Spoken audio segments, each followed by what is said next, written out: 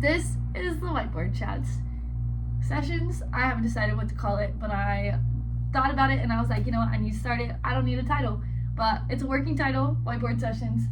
The whiteboard, this specific whiteboard especially, I have two. There's one over there too. I love my whiteboards.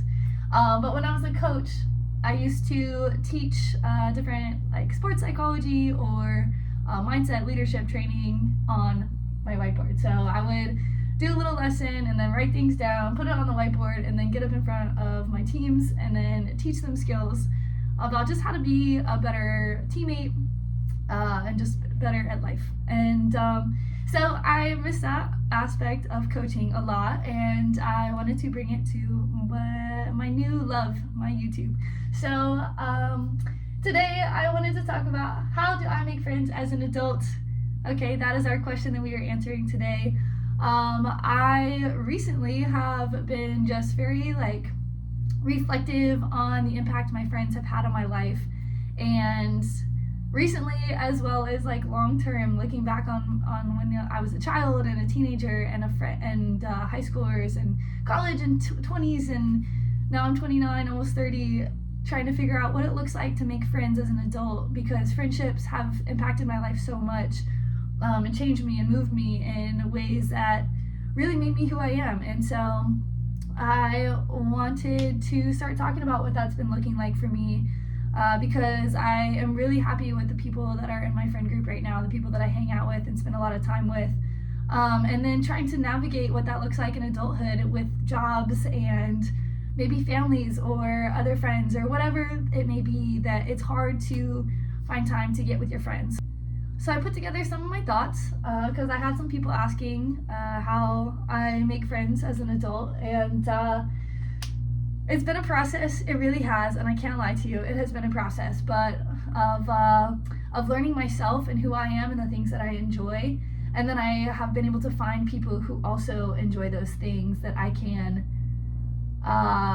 do things that I love with people that also love those things, and then you become friends because you love the same things and you can enjoy that person in that space. And then another thing I've learned on that note, and it's kind of a side tangent here, but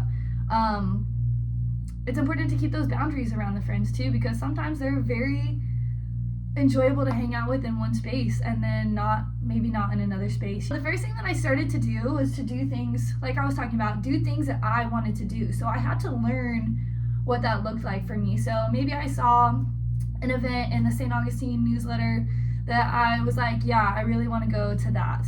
And I would call some friends and maybe they weren't able to go, and I was like, well, I really, really, really wanted to go to that. So either I can stay home and not go because none of my friends can go, or I go and enjoy myself, or I find an alternative. Okay, so it doesn't have to be sad girl, whatever, my friends don't want to hang out with me, stay at home. It could also be just I find something else to do, because it's not worth me going by myself, because it is hard to go places by yourself. I think the only reason it gets easier is because the things get more worth it to show up to. So you figure out what you like, and you know that if you go to this place, you'll probably meet people that are cool, and it makes it worth it to go by yourself, because it is uncomfortable, but you gotta send it, okay? So anyway, you can have the alternative of staying home or doing something else by yourself that you're more comfortable doing, and that's okay. Or you can say, you know what, I really, really want to go to this thing. I'm gonna go by myself and trust that I'll meet people, or I'll just enjoy the experience, okay? So sometimes I went to things, hated it. I walked up, I got the vibe. People weren't really they had their friend groups and weren't really in the energy to mingle. And that doesn't mean that they were like that all the time, but just in that instance at this event, maybe it wasn't more of a socializing event. It was you go with your friends. And so I was like, okay, that's not really the energy I want to be around. I want to be able to talk to people, or I'm excited enough about this particular, what I'm going to learn from this particular event, so it's worth it for me to stay here. Sometimes I would leave and go find something else to do. Let's see, the other situation that you could have is, I don't know where I was going with that. Well, I lost it anyway. Anyway, and then do things the way you want to do them. So, like, if I was trying to think of an example of this, but I don't know that I can. But just like, if you want to go do something a certain way, do it your way. If you're going to be comfortable doing it in a certain way, do it in that way. Like, if you are deciding between going somewhere and experiencing a thing, and it's either you go and you're super, super uncomfortable, you go and you're as comfortable as you possibly can be because you've done it in a way that is comfortable enough for you, or you stay super comfortable and you stay home, okay? So those are kind of your three options. And so it's been a real skill building process of trying to figure out how to show up in a way that I'm comfortable. And that's come down to a lot of times my clothes has been a big part of that, and expressing myself through my fashion. When I can show up to a place, like, I don't wear anything that's not comfortable for me. Sincerely, I've given up on trying to be in trend or whatever it is. Like, if I'm not comfortable in my outfit, like, I'm not gonna be comfortable all day. So it doesn't matter what happens, like, I'm not comfortable with myself in that situation, and so, like, I'm not gonna go in with confidence. So putting on, like, clothes that feel good to me, that the colors look nice on my skin with my hair, like, I can go out more confidently and not have to worry about just like how people are perceiving me, because I'm like, you know what, this is me. Like, I found clothes that represent me, and I can go out, and if they don't receive my clothes, or they think it's weird, or they think I dress funny, then they're probably not my people anyway. But then I dress interestingly, and so it draws attention of people that notice those kind of things. So people that notice interesting pieces of clothing, oh, like, tell me the story, like, this looks like it has a story behind it, tell me more about that. Or, I love this piece, where did you get it? And I'm just like, oh, I just saw it at the thrift store, you know, like, and then you bond over, like, loving the thrift store and, like, all the pieces that you found at the thrift store. So that's why I think fashion has been really fun for me too, because it is a way to engage with your environment and gives people, like, something to talk about, to come up to you and approach you. So it makes you approachable in a way as well. So you either attract these people who are interested in something that you've put on, that you chose for yourself, that represents you, and they want to understand more about what that means to you. Or they think it's weird and they don't approach you at all, and you probably didn't want to talk to them anyway. Okay, so do things you want to do, and do them the way you want to do them, because you will attract the people who want to do them like you. Do things like you. Okay, which I think was one of my points later on, but that means it's meaningful. Okay, stop at your friends' jobs. That has become a really, really fun one for me. On my errand days, I go by the local refillery. This is my favorite lap. Going to West King, which is like one of the little, like, districts or boroughs. Somebody called it a borough of St. Augustine the other day, and I loved that, so that's what I'm sticking with. So the borough of St. Augustine, West King.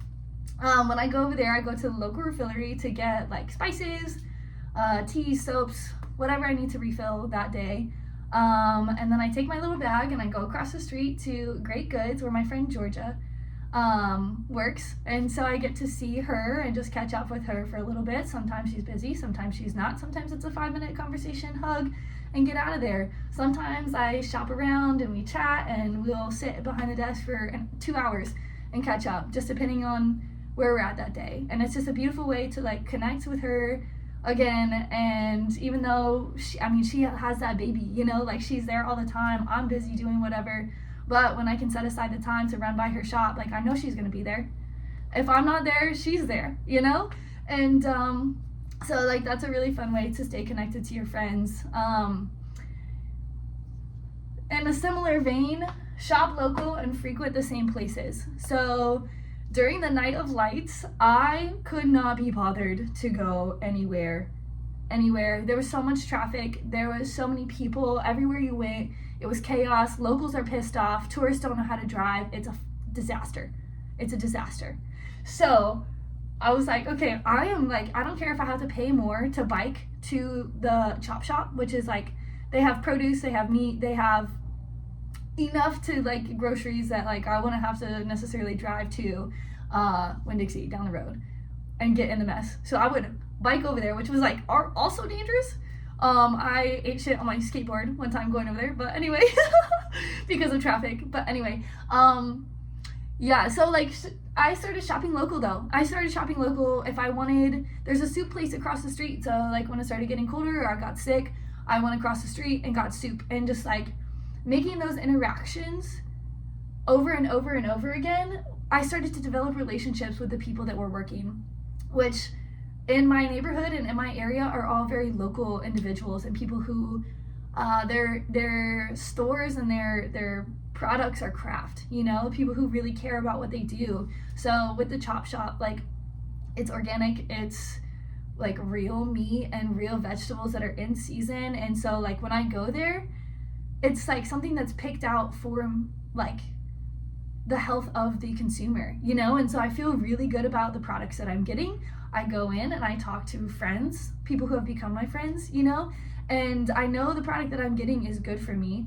I enjoy the interaction as a spirit, like a person, you know? Like I enjoy human interaction and somebody familiar that I get to catch up with every time I go in.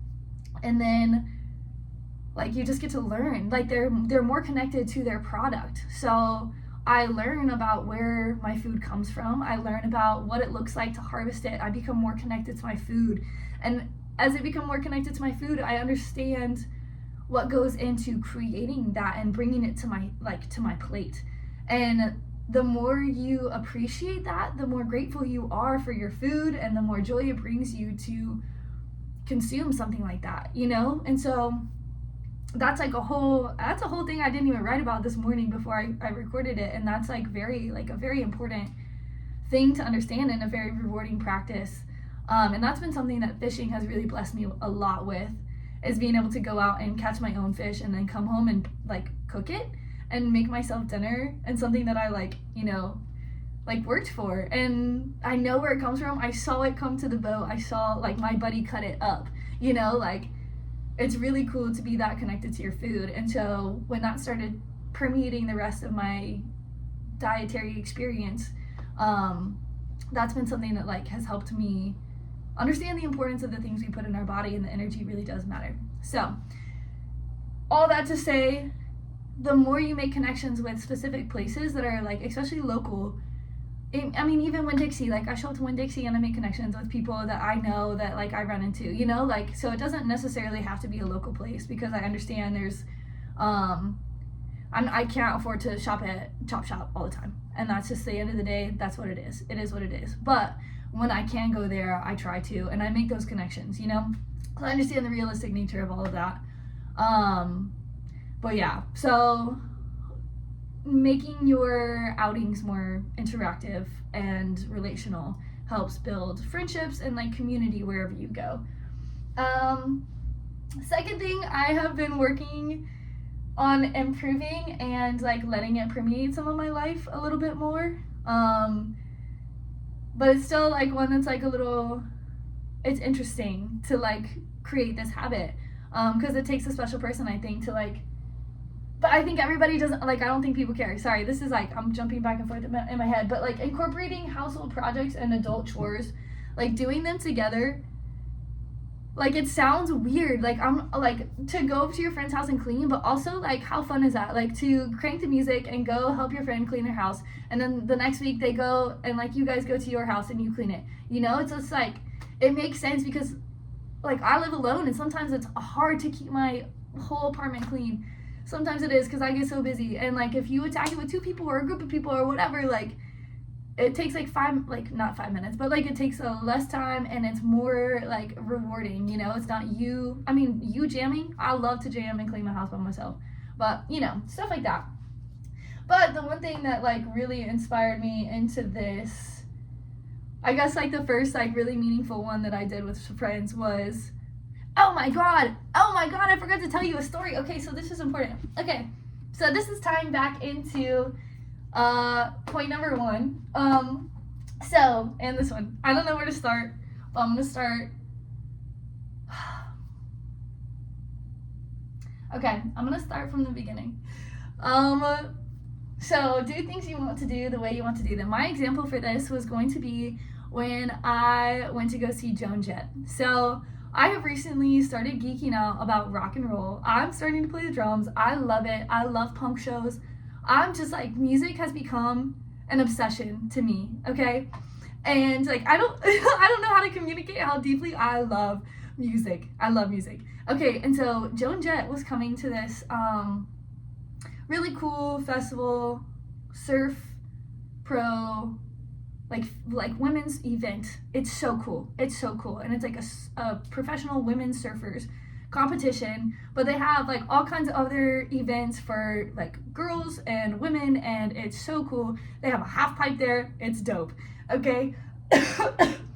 So to this headliner, last year it was like, oh, Sean Kingston. It was Sean Kingston, and there's a whole story behind that one too, which is really funny, but maybe I'll tell it someday. Anyway, this year they had Joan Jett. Joan Jett is like the mother of rock and roll, okay? One of the mothers of rock and roll. She is an original gangster. Like, I tell you, like, she's so badass. If you look up pictures of her, imagine being like that when nobody else looks like you. Like, that's so dope. That's so dope. She's so dope. And I was like, you know what? I cannot miss her. I cannot miss her.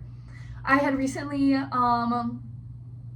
started dating a guy in Jacksonville, and that didn't work out. And it was like literally days before this. And because I was thinking, I was like, you know what? It would be fun to go with him. Blah, blah, blah. Long story short, no longer an option. I didn't know who else to call. I was thinking about a couple different people, and was just like, you know what? I'm going by myself. Fuck it. I'm going to see the original mother of rock and roll. Like, and I'm gonna make it what it is. If I literally go and sit and watch her and then leave, I will be happy. Okay?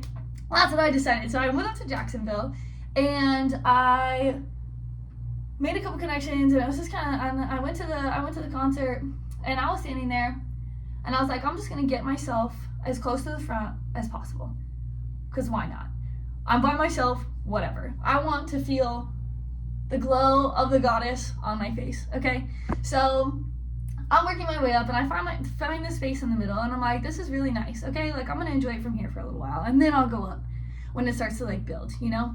And then all of a sudden, somebody comes up and like stands next to me, and I was like, I had just seen somebody in front of me waving their flashlight, trying to get somebody's attention. So I feel the need to talk to this kid. So to talk to this man, and I look at him, and I'm like, are you looking for some people? Because I just saw somebody like waving, and he was like, no, I'm just trying to work my way to the front. And I was like, you know what? Me too. Let's go. And so we started walking together, and then we ended up in front of this like group of people that was like good energy. It seemed really fun, and it was just like a good spot. So we both parked it right there, and we were having a blast. Just jamming. I don't know this man. We just walked up together, and he's like he's just a cool dude. And we're jamming together, and then all of a sudden the people behind us start like, you know, we start jamming with them a little bit and joking back and forth. And then a little bit later into the concert, two guys walk up, and they're like trying to get to the front. They're talking about like, we're trying to get to the front, and we looked at them and like, yeah, we kind of tried to too, but it's like pretty much a stalemate, and like people have been failing to get past this point, like pretty much all night. They kind of turn around and walk away, and so these guys just like stand next to us. They're like, okay, well, like let's jam. And so we're having a blast. We started a mosh pit. Like it was so fun. And I brought my camcorder, and I don't normally do that, but I was like, again, the goddess of rock and roll, I'm going to bring my camcorder, because what if happens, okay? But I don't normally do that unless I like have a reason to bring it. It's like kind of uncomfortable for me sometimes to like still to film in public, and especially by myself. But I did, and so afterwards we all looked at each other and we're like, dude, like we're just vibing, like let's go out. And so we ended up going out together, and it was just me and like 6 dudes, and we just looked out for each other all night. We would like go to a place, and we would all space out, but then touch back together again, and then like go find friends and like sit, and like they all made sure I was taken care of, because I was the only girl in the group and I didn't really know anybody. in Jackson, like, I'm not really, like, I don't frequent Jacksonville a lot, so but I was enjoying myself, and I actually, like, ran into some friends from St. Augustine, which was nuts. Actually, 2 friends, 2 different groups, which is nuts. So it's just, like, a wild event, and so they, like, I don't know, it was just, like, a group of cool people taking care of each other and enjoying themselves that evening, and, like, you'll watch a video after you hear the story. You should watch a video. It's titled something Joan Jett. Okay, I'll put it at the end of the video, or I'll link it down in the description or something. But they took my camera and were, like, interacting and interviewing, and, like, I love it when people take my camera, or they want me to film them and talking about whatever. I love when people interact with me and my camera. So if you ever see me out public with my camera, grab it, do something. I love that shit, because it adds personality to it, and shows my friends' personalities and the people, like, around me, because I think people are just so interesting and so cool, and I want to display how beautiful and wonderful they are. So that's why I love that. Anyway, so they embraced it, and they were all about it, and, like, we had an awesome night. And then I went back to St. Augustine, and, like, we exchanged numbers, and, like, but just, like, never really hung out again. But me and this one guy named Robbie still were, like, Snapchatting and texting a little bit. And one day he invited me over to garden with him. And I was like, absolutely. He was like, yeah, I'm working on a garden. And I literally almost invited myself to help him, like, make his garden the next day. And he, like, invited me. And I was like, bro, that's so lit. Okay, let's garden. So I drove it to Jacksonville, and that's what I'm talking about. Incorporate household projects. So literally, I went to go garden with him and his roommate, and we had a wonderful time. We started gardening. We didn't have enough dirt, so we were like, you know what? Let's just go surfing, and then we'll stop by and get dirt on our way home. So we went surfing, and then we were hungry, so we went and got breakfast and coffee, and it was delightful. And then we went and got dirt and looked at plants, and that was really pleasant.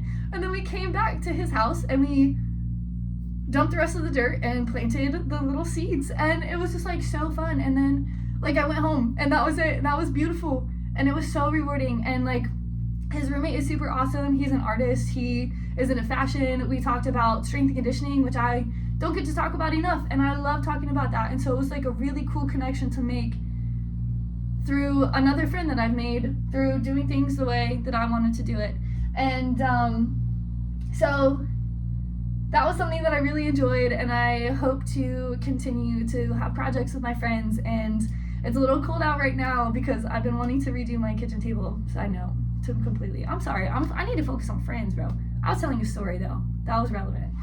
I be getting off on tangents. I gotta check myself sometimes.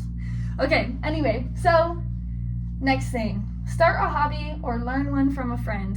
Okay? Start a hobby with or learn one from a friend.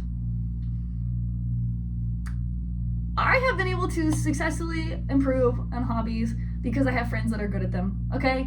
So, for example, my drums. If you watch my videos, the only reason I am doing this is because my drums are behind here. That's why I keep pointing this way. I only have a drum set because 2 friends gave me pieces of their drum sets so that I could have one. And then I have friends that are, like, just cool ass drummers and bands, like, whatever, teaching me how to play the drums. Bro, that's so lit. That's so lit. Instead of, like, a freaking YouTube video, I'm going out and I'm making friends that can drum and then bringing them to my home and making them teach me. It's a mutual rewarding relationship. It's fine. Okay, anyway. Or learn one from, okay, so that's learning one from a friend, or start a hobby with a friend, okay? Like 2 summers ago, or 3 summers ago, it's probably 3 summers ago, I don't even know. It's been a while since I tried to start surfing. So me and my friend that I used to work with, Hannah, we both bought these big foam surfboards, and we were convinced that we were going to teach ourselves how to surf. And so we went out a couple times, we did it, and that's just so fun to, like, and we started crocheting together. Bro, we started so many hobbies together. It was so funny. But yeah, and that just allowed us to spend time together doing something wholesome that was good for us. Like, we were participating in physical activity, going out and surfing together.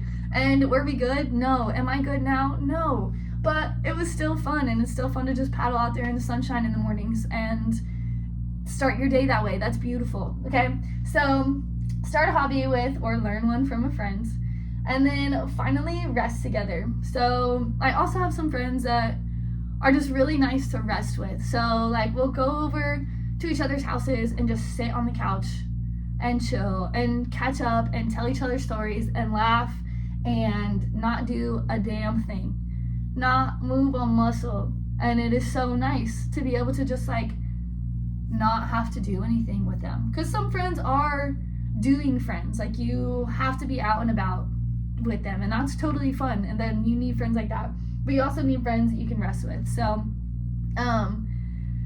I think the point that I really just want to emphasize with this whole thing is the more that you know yourself, the better friends you will have. As I've learned the kind of things that I enjoy, the kind of things that make me happy, the kind of things that exhilarate me, the kind of things that grow me mentally, physically, spiritually, emotionally, like all around as a human being.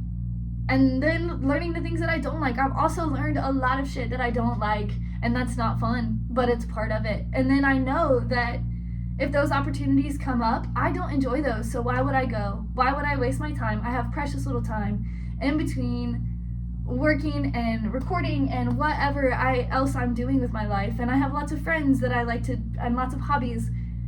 So like, why would I waste time on something that I don't enjoy? And that every time I go to it, I feel like, man, nobody loves me, nobody sees me, nobody cares about me. I don't enjoy this activity. I'm not learning anything. I'm not engaged. Why would I participate in that? And so I've been able to free myself of a lot of those things and those feelings because I have started participating in things that I like. And they're out there, and sometimes it's hard to get there because sometimes you have to go by yourself. And it's uncomfortable, but it's so rewarding because I reflect on my friends all the time, and I'm like, I have the baddest ass friends. They teach me so many skills. I enjoy my time with them. We have such an adventure, and when I leave filled up. My heart is full. I am smiling from ear to ear, or I feel so rested and I feel so rejuvenated, and I just feel like the world is not that harsh of a place to be, because sometimes when you're in your head, it seems like it's really dark outside. It seems really sad because we can get in our head about a lot of things. But when you go to your friends, they're like, yeah, it does look like that outside, and you're not the only one that thinks that, so suck it out, buttercup. And you're like, you know what? Yeah. So I've just been very, very grateful for my friends, and have been creating out of that space, and it has been really enjoyable. So I wanted to share that with anybody who will listen, and know that community is out there, and it just takes getting a little creative with how you find it and how you express yourself in the world. And the more of yourself you can put out into the world, the more people you will draw to you that love that. So keep that in mind. Love yourself first. Find out what you love and do those things, and you will find your community. Okay, peace. There's always going to be a PS. Get used to it. I forget a lot of stuff. But I was reminded of this because I was texting my friend Tabby. Do cool projects with your friends. I gotta look at the camera when I say this. Do cool projects with your friends. Get creative. People want to be a part of cool shit. People are just starving for something to do. They just want to be involved in a creative project. So if you can come up with something really dope, like she did, she came up with this photo shoot in this Jacksonville boudoir, I think is what it's called, boudoir shoot. Like, it does boudoir shoots. So she is connected with them. Her thing is called Creative Synergy, where she creates from, like, out of. And oh gosh, I've dropped my lists on the ground. Anyway, this is gonna turn into a long video. I'm gonna try to keep it short for you. But anyway, and got a bunch of models together, up and coming models, photographers, makeup artists, a hairstylist, an artist to paint somebody, like, has all of these, and it's supposed to be like about self-care and women empowerment, and like just making women feel comfortable in their skin in a very sensual way. And that is so beautiful and so needed, and people just wanted to be a part of it. They didn't care to be paid, and she's going to pay them because, like, that is part of the process, is like also moving money and currency and creative energy and all kinds of stuff. Anyway, we'll talk about that in another video as well. But yeah, it's just cool. Do cool shit with your friends, bro. Do cool shit with friends. When you finally find your cool friends, start doing cool projects. I promise you, it's so fun. I'm writing a movie and all my friends are gonna be a part of it. It's gonna be so sick. So do cool shit with your friends. Go make some friends. Good luck. I'm always rooting for you. I'm always here to help. Comment if you have any questions or anything to say. Okay, peace. Dun, dun, dun, dun. Whiteboard dogs. Do I need to write stuff on it first?